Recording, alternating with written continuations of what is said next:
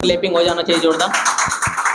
चलिए आप बताइए सोनू कुमार, आपका हमें लगता है कि पेपर 2 में आपका क्वालिफाई हुआ है। पेपर 2, तो पेपर 2 का तैयारी करते हुए आपको सबसे ज्यादा हार्ड क्या लगा?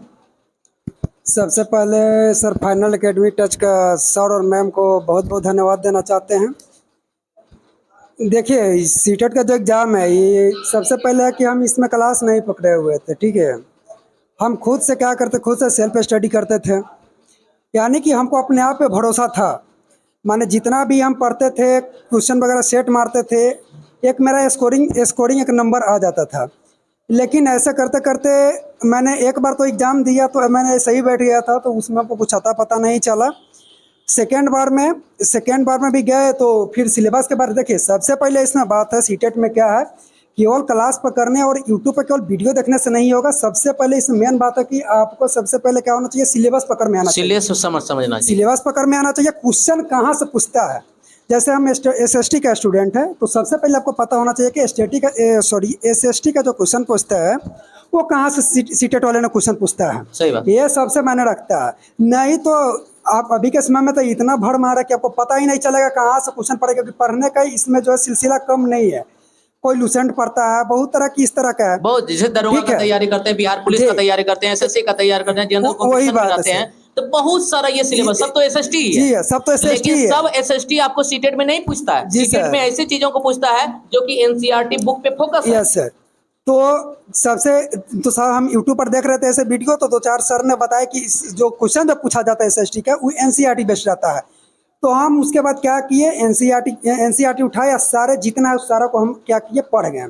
और वो वाला जो NCERT है वो हमको बहुत हेल्पफुल किया, क्योंकि जो भी क्वेश्चन सीटेट पूछता है वो NCERT से ही क्वेश्चन पूछता है, उसे एक क्वेश्चन भी बाहर क्वेश्चन नहीं पूछता, बाहर नहीं पूछता। सही बात, ठीक है। अगर पढ़ लेते हैं, NCERT पढ़ लेते हैं तो आपको सीटेट में बहुत ज़्यादा फायदा करेगा, ठीक है।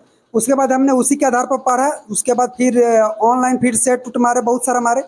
उसके बाद एग्जाम दिए तो उसके बाद थोड़ा कम आया। फिर उसके बाद अगला बार एग्जाम दिए तो हम सोचे कि देखिए केवल ऑनलाइन से काम नहीं चल रहा है, तो हम सोचने लगे कि पहले तो ऑनलाइन देता था, अब ऑफलाइन हो रहा है, क्योंकि वहाँ पे ऑफलाइन में और ऑनलाइन में दोनों में सर अंतर है।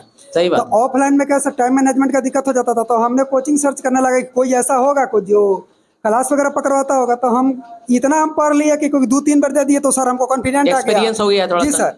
तो हमको क्लास पकड़ने का जरूरत नहीं पड़ रहा था।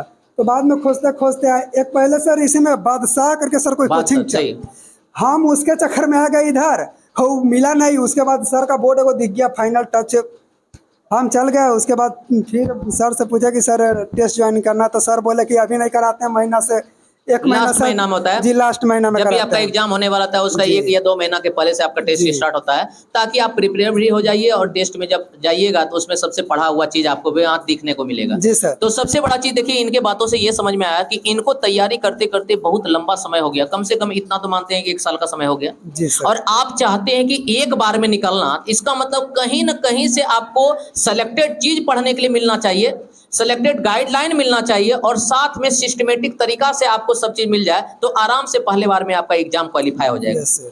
तो उनके लिए आपको, जैसे मान लीजिए SST के लिए आप NCERT बुक हो, जैसे पेडागोजी वगैरह है, उनके लिए आप क्या किए?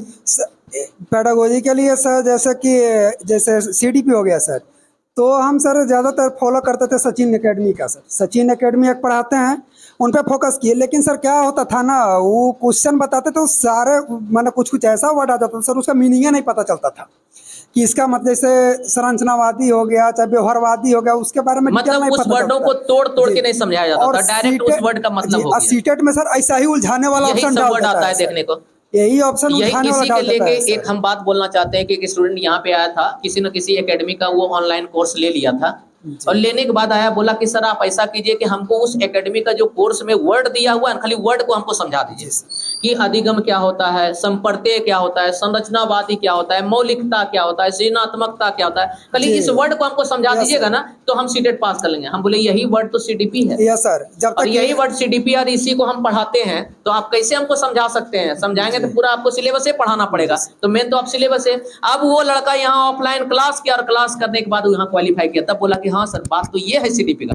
तो CDP हम बोलेंगे आप सारा कोर्स ऑनलाइन कर सकते हैं, लेकिन CDP एक ऐसा चीज चीज है जिसको आपको ऑफलाइन ही करना चाहिए, क्योंकि ऑफलाइन में आप टीचर के संपर्क में रहिएगा। आपके मन में अगर तुरंत भावना या प्रश्न उठा, सर सेट ज्वाइन किए तो ज्यादा सेट नहीं मारे थे सर, 3-4 सेट ही शायद मारे होंगे हम। उसमें लास्ट में सर जब एग्जाम की एक दिन समय बुलाए थे, उसमें एक बात सर का बहुत हमको ज्यादा फायदा किया था।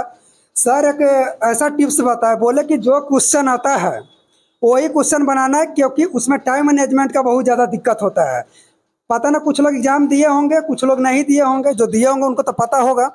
उसमें क्या होता है कि टाइम मैनेजमेंट सर नहीं हो पाता है। तो सर ने क्या बोले कि जो क्वेश्चन आपको आता है वही क्वेश्चन सबसे आगे बनाइए। डिटो वही काम हुआ सर। सीटेट एग्जाम बैठे वही दिमाग लगाए सर, जो आप बताए वही रूल फॉलो करें। और उसके बाद क्या हुआ कि मेरा क्वेश्चन आसानी से बन गया। माने जो सही आंसर था उसको हम ऐसे बना दिए, और बाद में कुछ क्वेश्चन बच गया जो नहीं आ रहा था, उसको कहा कि ऐसे ही तुक्का मार दिए। अब जहाँ तक तुक्का मारू सारा का सारा क्वेश्चन गलती हो गया, और सर का वहाँ पर जो भी ये बताएं वो सारा मेरा क्या हुआ कि एकदम सही हो गया। तो यहाँ पे कहीं ना कहीं ज़्यादा तो ज़्यादा एकदम सर का योगदान है, क्योंकि सर अगर हम यहाँ पे नहीं आते तो कहीं ना कहीं हो सकता था मेरा रिजल्ट पेंडिंग में जा सकता था सर। तो ये इसके चीज लिए होता सर का है, बहुत जैसे बहुत यहाँ कोई धन्यवाद भी देना चीज अगर चाहते हैं। बताया जाता है तो समझिए कि वो रणनीति पहले से बहुत ज्यादा यूज हो रहा है, सब स्टूडेंट यूज कर रहे हैं और हम सबको बताते जा रहे हैं, उससे उनका रिजल्ट निकल रहा है। तो आपको अगर हम बता रहे हैं तो उस पर एक बार अमल करके देखिए, उससे हो सकता है कि आपका रिजल्ट निकल जाए। और वो रणनीति बहुत ज्यादा फायदेमंद है, किसी भी एग्जाम लेके जाते हैं तो वो रणनीति सबसे ज्यादा फायदेमंद आपको लगता है। तो हमें लगता है कि आपको उन पे काम करना चाहिए। जो यहाँ पढ़ते हैं उनको भी बताया जाएगा, जो यहाँ पे पढ़ के निकले हैं वो तो जानते हैं, और आने वाले एग्जाम में भी वो रणनीति का उपयोग कर सकते हैं। तो एक बार जो है क्लैपिंग हो जाना चाहिए।